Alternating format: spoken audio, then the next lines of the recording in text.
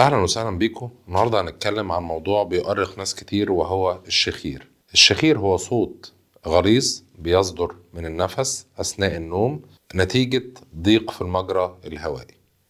يعني الواحد وهو نايم بيطلع صوت الشخير، يبقى تأكد إن المجرى الهوائي عنده فيه انسداد.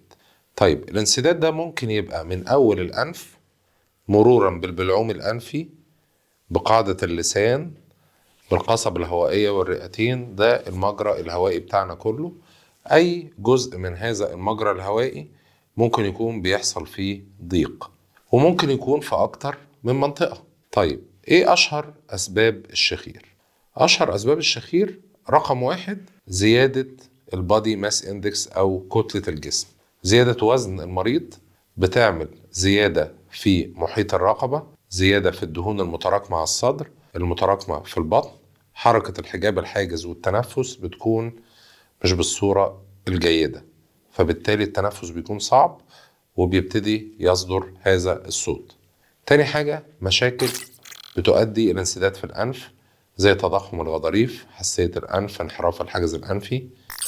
مشاكل في سقف الحلق، ترهل في سقف الحلق، تضخم في اللوزتين، تضخم في اللهاة.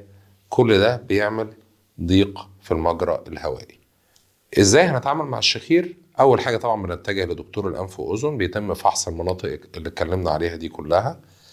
بيتم عمل اختبار للنوم لتقييم نوم المريض وحدوث اختناق اثناء النوم، معدله كم مرة بيحصل، نسبة الأكسجين بتقل ولا لأ. عمل منظار تشخيصي لتحديد مصدر الشخير، وبعد ما نحدد المنطقة اللي هي مصدر الشخير بنبتدي نعالج المنطقة دي. في بعض العلاجات الدوائية لو هي مشكلة في الأنف، ممكن ناخد بخاخات، مضادات التهابات، مضادات حساسية بتوسع المجرى الهوائي تخلي المريض يتنفس كويس. في طبعا إنقاص الوزن، نظام غذائي مع بعض الأدوية اللي بتساعد على إنقاص الوزن. في بعض الحالات طبعا بتحتاج لعمليات.